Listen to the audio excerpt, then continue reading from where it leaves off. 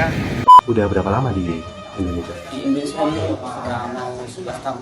Warga etnis Rohingya yang berstatus pengungsi masuk daftar pemilih tetap pemilu 2024. Si Rohingya yang masuk DPT Pemilu 2024 diduga pernah nyoblos di tahun 2018. Gila, ini wajahnya serem bet dah. Oke, halo guys, kembali lagi di channel FKR Project yang selalu memberi kalian konten-konten yang menarik dan aktual tentang kasus-kasus yang lagi viral maupun sedang trending di sosial media ya. Oke, kali ini kita bakal ngebahas Rohingya lagi, jadi sorry banget kemarin gak upload karena gua capek banget gitu. Kayaknya badan perlu istirahat nih, namanya manusia ya. Oke. Jadi kali ini Rohingya bisa daftar pemilu. Loh. Kok bisa daftar pemilu? Kita lihat infonya seperti apa. Dan buat teman-teman yang baru mampir di channel, jangan lupa guys, kalian bantu gue dulu dengan klik tombol subscribe-nya. Yang udah klik tombol subscribe, gue ucapin banyak-banyak terima kasih. Jangan lupa juga untuk like, share, dan aktifin tombol loncengnya agar kalian tahu saat video ini di-upload. Buat teman-teman yang pengen support channel ini, teman-teman bisa klik support thanks di bawah. Di akhir video kita bakal bacain support thanks dari teman-teman semua. Gak usah berlama-lama, kita mulai videonya sekarang juga. Let's go!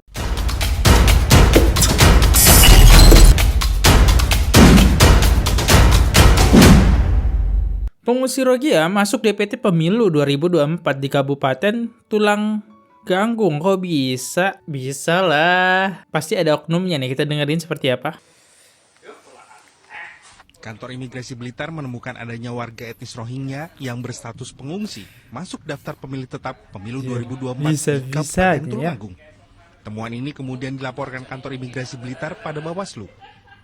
Dari penelusuran, diketahui pengungsi bernama Muhammad Sofi tinggal di wilayah Kecamatan Ngunut, Tulung Agung, dan berada di Indonesia selama 20 tahun terakhir. Sofi diduga melakukan pengurusan identitas kependudukan secara ilegal. Bentar, namanya Muhammad Sofi nih. Kok namanya kayak orang-orang Indonesia ya? Pada ganti nama ya guys. Kok namanya kayak gak asing gitu, kayak nama Indonesia ya? Komisioner KPU Tulung Agung Muhammad Arif mengatakan pihaknya telah melakukan pencoretan Muhammad Sofi dari daftar pemilih tetap pemilu 2024. Bersangkutan itu sekarang ini sudah tidak mempunyai KTP. Ya, intinya sudah dicabut hak kewarganegaraan. Harus ya, dicabut. Sehingga yang bersangkutan sudah tidak memenuhi persyaratan sebagai pemilih. Dari penelusuran KPU, Sofi diduga pernah mengikuti pemilu dan pilkada pada tahun 2009 hingga 2019. Karena yang bersangkutan memiliki kartu keluarga sejak tahun 2006. Danu Sukendro melaporkan dari Tulung Agung, Jawa Timur. Jujur ya, dari 2018 cuy ya. Kok bisa-bisanya nih lolos? Siapa nih yang bilang UNHCR mereka tuh pengungsi tidak menggunakan dana pemerintah ya? Ternyata menggunakan nih, lihat nih. Jadi berarti ketika mereka Rohingya ini punya KTP, berarti otomatis nih ya, nggak hanya pemilu aja yang mereka dapat, tapi fasilitas yang harus diterima orang Indonesia, tapi diterima juga orang Rohingya. Karena apa-apa kayak BPJS segala macam itu kan perlu KTP ya. Berarti Rohingya juga menerima dong bantuan dari pemerintah. Ya, emang UNHCR ini kagak tanggung jawab ya. Bilangnya pengungsi, tapi pengungsi bertahun-tahun karena udah lamanya mereka ya. Akhirnya mereka pinter lah buat KTP. Nggak bisa secara resmi, nembak lah KTP-nya. Biar apa? Biar dapat fasilitas. Ini sebenarnya cuma beberapa aja yang ketahuan yang punya KTP, tapi masih banyak pasti ya yang belum ketahuan. Oke, kita lanjut. Pengungsi Rohingya yang masuk DPT Pemilu 2024 diduga pernah nyoblos di tahun 2018. Loh kok bisa? Pantes lah. Wah, ini harus viral nih, nggak bisa diam-diam baik nih. Bukankah ini namanya pelanggaran dan juga merusak demokrasi negara kita? Ceritanya kok bisa gitu orang dengan status pengungsi ini nyoblos? Bisa lah. Sumpah gue kayak bingung ya, kok bisa gitu, pantes aja gitu kan, kayak sudahlah. Langsung aja lah kita bahas guys. Temuan seorang pengungsi Rohingya asal Myanmar yang memiliki identitas kewarganegaraan Indonesia. Wah, kok bisa? Menjadi perhatian serius KPU Tulung Agung. Yang bersangkutan diduga pernah menyoblos pada Pilkada 2018. Anjay. Jadi kasusnya ini mirip-mirip nih sama yang di Medan. Jadi mereka ini bisa bikin KTP dengan nyogok. Berarti apa selama ini? Mereka ini bisa dijadikan alat sama oknum-oknum yang melakukan apapun demi duit. Dan tahu nggak kalian, baru-baru ini polisi telah menggagalkan pengiriman belasan etnis Rohingya dan Ke WNI Malaysia. ke Malaysia. Diduga mereka ini adalah korban TPPO dan juga perdagangan manusia. Jadi logikanya gini, dengan membiarkan mereka datang ke negara kita secara ilegal ini, justru kita nggak peduli sama mereka. Kalian nggak kasihan sama pengungsi ini? Mereka dijanjikan di Bangladesh sana bakal mendapatkan kehidupan yang lebih baik di Indonesia. Sementara setelah sampai Indonesia, mereka malah dijadikan korban TPPO. Dengan membiarkan mereka datang ke sini secara ilegal, sama aja kita mendukung para kriminal. Dan membuktikan apa kalau hukum dan pertahanan negara kita ini lemah. Pengungsi Oh, bisa jadi ya diperalat, betul banget kata Abang Ali Hamzah ini, diperalat karena ya Rogia juga bukan orang Indonesia. Pasti dia tidak peduli dengan negara Indonesia. Ya pasti kalau ada uang ya pasti dia bakal nyoblos aja. Yang penting nih ya, presiden ngasih gua uang, gue coblos aja gitu. Ya dia orang gak mikirin gitu ya ke depannya. Kita coba masuk ke kolom komentar dulu. Pantes Anies dukung Rogia. Oh ternyata itu Rogia dipelihara sama partai PKS. Mau lihat, cek profil saya, Smart B Internet. Jangan kemakan isu. Siapa presidennya? Yang nyalain Anies, hati-hati loh. Pak Anies orangnya gak punya jabatan apa-apa. Inisial Anies. Kok Anies semua ya? Gue gak mau no comment lah, no comment. Bahaya, masalahnya bahaya nih ya. No comment. Nah ini kata netizen ya. Next. Pengungsi Rogia 11 tahun di Indonesia. Tinggal di Rusun Sidoarjo. Fasilitas tempat tinggal, listrik, vaskes, jatah 1,250.000 per bulan, kegiatan kongkow. Nunggu negara ketiga katanya. 11 tahun. Itu bukan pengungsi 11 tahun, lama kali ya. Mungkin ya orang-orang yang udah lama di Indonesia, akhirnya mereka ngerasa nyaman tinggal di Indonesia. Pengungsi ini akhirnya mereka berusaha buat KTP dengan cara nembak. Oke, coba dengerin. Nama lengkap, umur berapa? Nama saya Muhammad Arfat. Umur berapa? Umur saya 24. Udah berapa lama di Indonesia? Di Indonesia ini sudah mau 11 tahun. 11 tahun. Lancar banget. Berarti dari umur 14? Ya. Mas, kalau di Indonesia itu seperti apa sih teman-teman Rohingya tinggal di sini?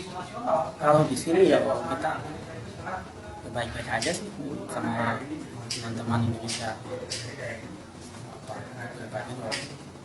Coba dicek ada Aktivitas KTP tiap hari nggak tuh? ngapain? Aktivitas ya di sini aja, ya makan, tidur, sholat. Kadang kalau teman-teman ajak keluar kumpul teman-teman Indonesia. Tapi nggak kerja ya, nggak boleh kerja. Nah, kalau kerja ya nggak boleh kok. Dapat berapa dari Nggak uang? pinter, Uang. nggak boleh. 1.200.000. Itu untuk pembagiannya supaya cukup 1 bulan gimana? Ya itu kalau untuk irit semuanya ya jarang jalan-jalan, terus masak sendiri, belanja sendiri, masak sendiri, makan sendiri. Di luar kan ada anggapan angka itu kan besar bagi warga Indonesia, tapi kok itu masih dirasa tidak cukup. Itu gimana tanggapan? Ya bagaimana ya, kan kehidupan orang-orang itu masing-masing pribadi ya.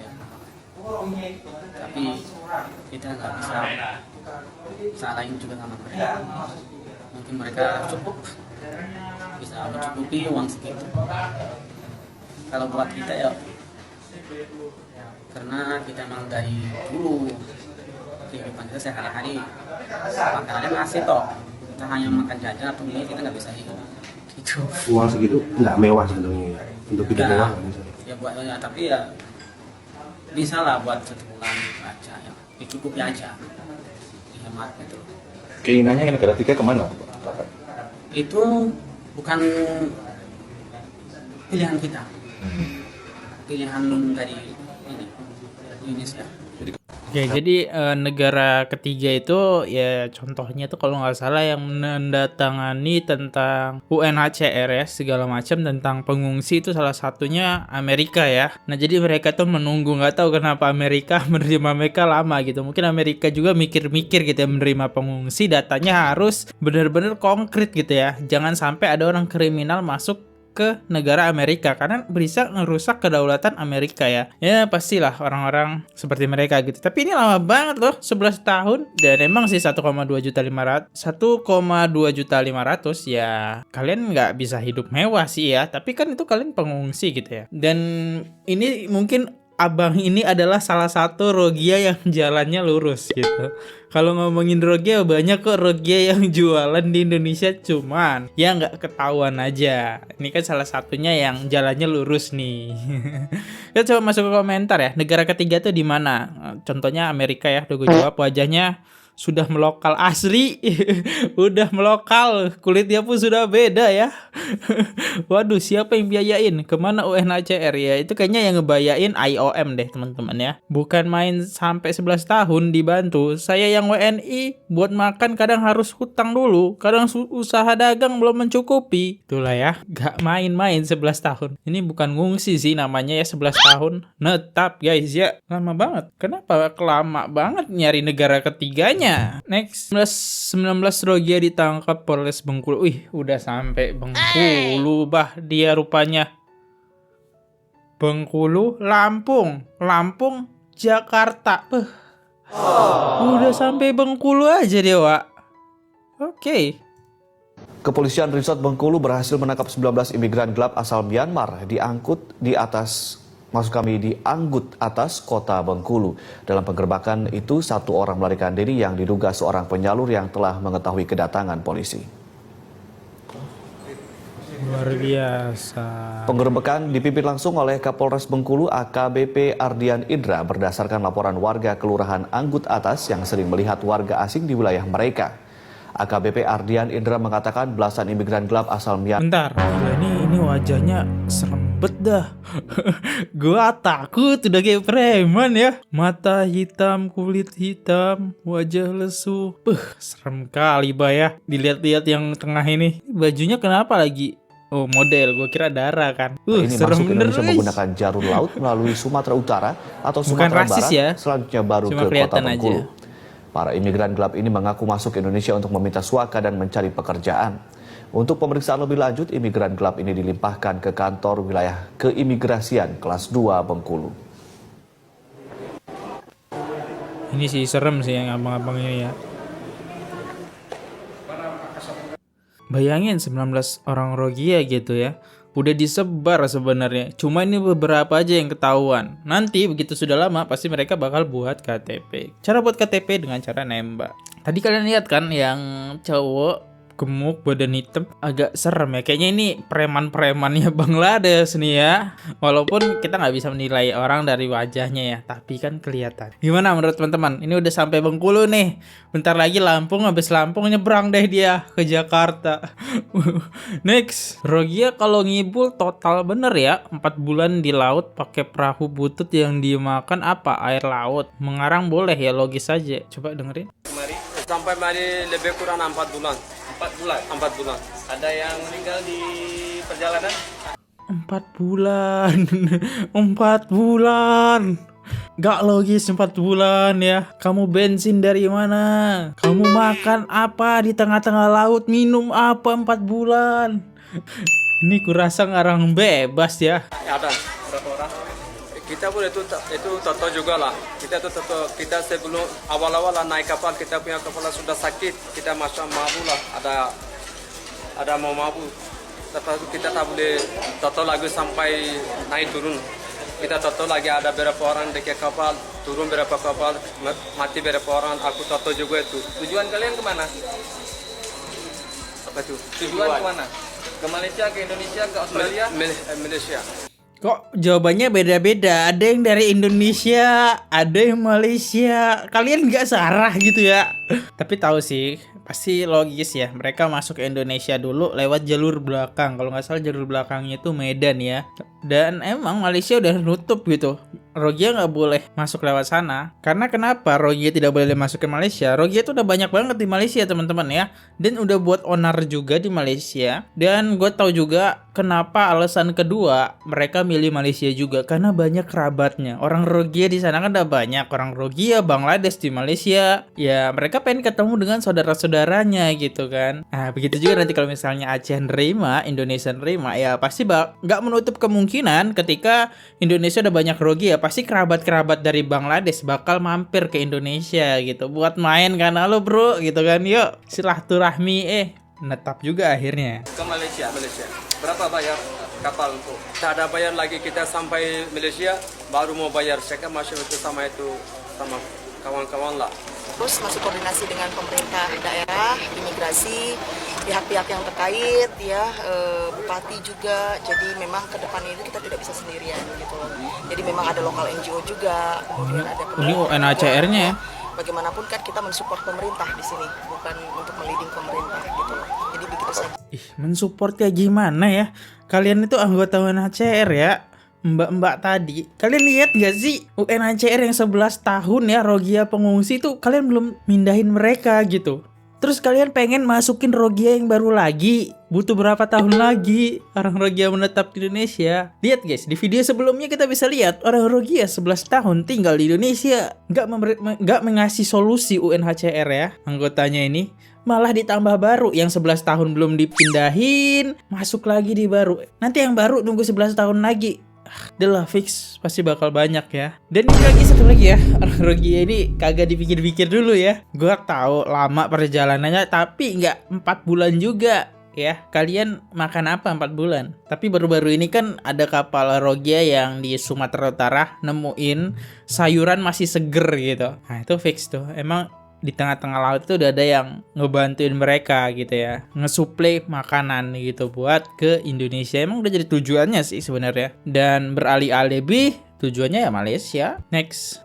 Nah, ngomongin Bangladesh, ternyata orang Bangladesh pun udah capek dengan orang Rohingya. Ini salah satu menteri ya, atau ya menteri luar negeri Bangladesh ya, namanya Abdul Momen. Kalian baca aja teksnya ya, jadi nggak perlu gue bacain. Responsibility of Bangladesh alone to take care of all the stateless people of the planet Earth. Ask the global leaders like USA, UK, European Union. Nah, itu tuh tadi tuh. Nah, ini yang menandatangani tentang pengungsi nih, Amerika Serikat, Inggris, dan negara-negara Uni Eropa lainnya nih.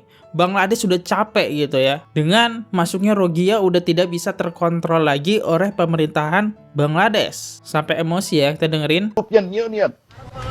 Indonesia Saya memutuskan mengungsi ke Malaysia.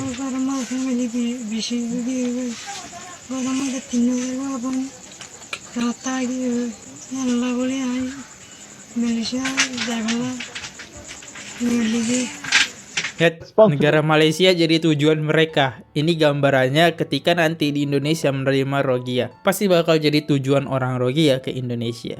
Ya, Bangladesh sudah capek ya. Ini salah satu menteri luar negerinya. Oke, next. Opini. 2 bulan lalu Indonesia terpilih Dewan HAM PBB di saat bersamaan makhluk Rohingya berbondong-bondong ke Indonesia. Jika Indonesia mengusir paksa Rohingya, sepertinya akan melanggar HAM. Hal ini yang dimanfaatkan oleh imigran Rohingya. The plenary meeting is resumed. The result of the voting is as follows. Number of votes obtained by each member state. Indonesia 186. Rekan-rekan media yang saya hormati, pada tanggal 10 Oktober pukul 10 pagi waktu New York telah dilakukan pemungutan suara untuk pemilihan anggota Dewan Hak Asasi Manusia PBB atau Dewan HAM PBB yang bertempat di General Assembly Hall, markas besar PBB New York. Proses pencalonan Indonesia sebagai anggota Dewan HAM PBB sudah berlangsung sejak beberapa waktu yang lalu. Pendekatan kepada negara anggota terus dilakukan. Saya juga menggunakan keberadaan saya di sidang Majelis Umum PBB bulan September yang lalu untuk terus melakukan pendekatan kepada para mitra kita. Pak Wamenlu dalam beberapa hari ini juga berada di New York untuk menebalkan pendekatan Indonesia menjelang pemilihan. Para diplomat kita juga terus bekerja agar pencalonan dapat berhasil dengan baik.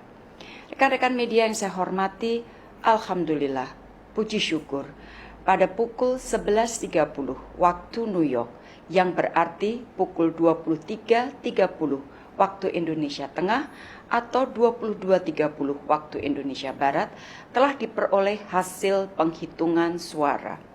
Indonesia memperoleh suara tertinggi. Saya ulangi, suara tertinggi. Ya bagus ya di mata PBB sekarang. Ya, ini juga sih jadi pertimbangan ternyata Indonesia nggak bisa mengusir Rohingya ya. Karena ini teman-teman, karena ini Indonesia menjadi suara terbanyak di pemilihan sidang PBB. Ya kalau Indonesia mengusir paksa Rohingya berarti Indonesia melanggar HAM dari PBB. Apalagi dia salah satu pengurus PBB yang terpilih ya. Bagus sih namanya, cuma karena dia salah satu pengurus nggak bisa deh ngusir Rohingya. Jadi sebenarnya udah terjawab sih ya, kenapa sampai detik ini Rohingya tidak bisa diusir, karena Indonesia udah bergabung dengan PBB, yang dimana di atasnya kan ada PBB, di bawahnya UNHCR gitu. Jadi PBB dengan UNHCR masih berkaitan. Kalau Indonesia mengusir paksa UNHCR dan Rohingya ini secara paksa, berarti Indonesia melanggar HAM dong ya. Mungkin itulah ya, sampai detik ini Rohingya tidak pernah bisa diusir dari Indonesia. Sudah terjawab semuanya ya. Ada video terbaru, mari bersatu untuk menolak. Oke. Waalaikumsalam. Jadi kami dari masyarakat Muara Batu, terutama aktivitas di pesisir pantai, kami akhir-akhir ini memang dengan kondisi yang terjadi, yaitu adanya singgahnya para pengungsi Rohingya. Jadi di wilayah Muara Batu kami sudah siap, yang mana kami sudah 3 kali mereka singgah ke sini. Untuk saat ini kami mengharap bahwasanya di pihak-pihak terkait alangkah lebihnya ini jangan sampai singgah lagi di tempat kami, karena kami masyarakat sudah berbuat banyak, tetapi akhir-akhir ini kami agak kewalahan. Kalau ada pihak-pihak yang mau menampung, itu terserah dengan pemerintah daripada pemerintah Aceh dan pemerintah Indonesia, yang pada dasarnya kami masyarakat memang menolak. Jadi ini kami setiap malam di pesisir ini kami menjaga, yang tujuan tak apa-apa, cuma kami menghalau jangan sampai kalau mereka singgah di sini. Kami punya nurani, mereka punya anak-anak, punya perempuan, jadi membuat kami memang tidak yang mereka bayangkan seolah-olah kami tidak berkemanusiaan, bukan. Semenjak pengungsian ke sini datang, yaitu di awal sekali di Cetrung, kemudian di Melang Sahlu, kemudian di Ulai Madot, di pihak dari UNHCR, mereka begitu datang ke sini, terus mereka mengkoordinasi, tapi waktu terus berjalan yang merasakan imbasnya dalam masyarakat. Cuma itu. Jadi yang selama ini kami terus setiap malam menjaga pesisir pantai, terutama wilayah Muara Batu. Oh, ini para nelayan yang jaga di pesisir pantai ya teman-teman. Dan ini udah kelihatan kayaknya mereka udah capek banget. Dan kita coba masuk ke komentar ya. Pemerintah kemana? Ini video terbaru ya. Mereka bukan pengungsi tapi migran gelap yang sengaja diselundupkan ke Indonesia, khususnya Aceh, untuk merampas tanah air kita. Tunggu waktunya. Semoga bapak-bapak semoga selalu dalam lindungan Allah Subhanahu wa Ta'ala, selalu bapak-bapak. Ya, ini adalah video yang menunjukkan bahwa para nelayan udah capek gitu ya. Karena pengungsi ini terus-terus berdatang, jaraknya juga cukup jauh. Ya berarti nggak bisa diperkirain kapan Rohingya ini datang. Akhirnya ya nelayan juga udah capek. Karena tidak didukung dengan pemerintah. Alasan tidak dukung pemerintah karena Indonesia bergabung dengan PBB. Salah satu HAM, hak asasi manusia secara internasional ya. Kalau Indonesia mengusir Rohingya, wah, ini udah melanggar tugas nih ya. Udah bukan cerminan lagi nih ya. Aduh.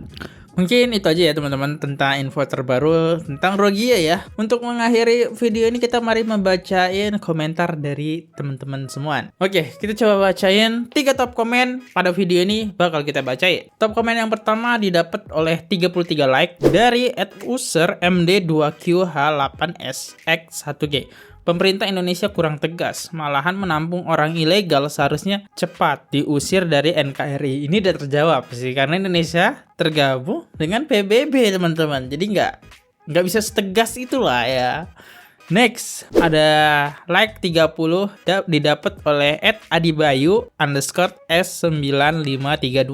Udahlah, sekarang tinggal bagaimana sikap pemerintah kita, pusat maupun daerah, siapapun yang membela dan melindungi bahkan menerima Rohingya, saya klaim sebagai pengkhianat NKRI. Itu jelas. Kami siap tolak hadir pemilu 2024 sebelum masalah ini selesai dan kedaulatan rakyat NKRI ditegaskan. Kayaknya setuju sih ya.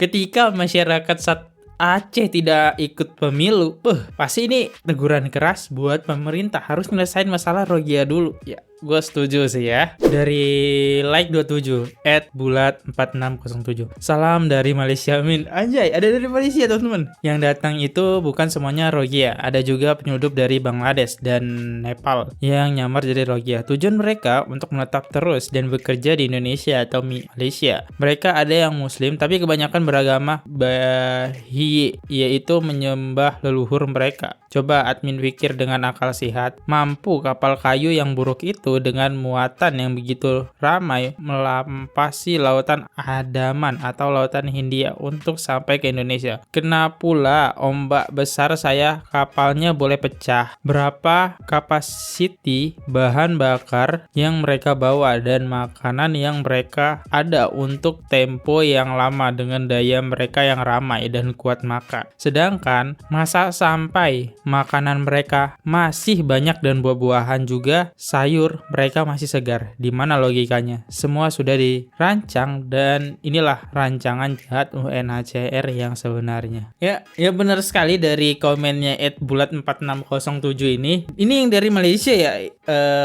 Ya, gue juga agak susah ya nadanya karena ini kayaknya ngetiknya pakai bahasa Melayu. Jadi gue bacanya juga agak susah karena harus pakai nada Malaysia. Ya, tapi itu betul banget karena ketika di Medan kita bisa tahu di bahwasannya penemuan di kapal mereka itu banyak banget sayuran-sayuran masih segar. Secara logika sayuran itu hanya bertahan 7 hari. Katanya mereka dari Bangladesh.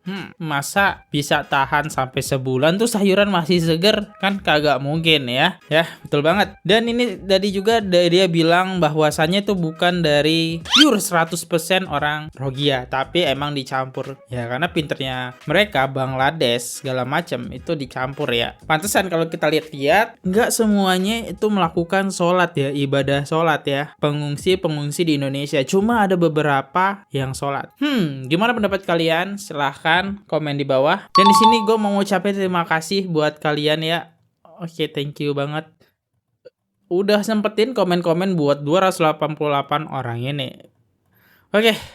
Mungkin ini aja dulu videonya. Kalau misalnya salah kata mohon dimaafkan. Sampai jumpa di next video. Gue Fadli undur diri dulu. Sampai jumpa di next video. See you. Goodbye. Bye-bye. Oke guys, subscribe channel FKR Project. Jangan lupa kalian subscribe channelnya FKR Project. Subscribe channel FKR Project. Hai guys, jangan lupa untuk subscribe FKR Project.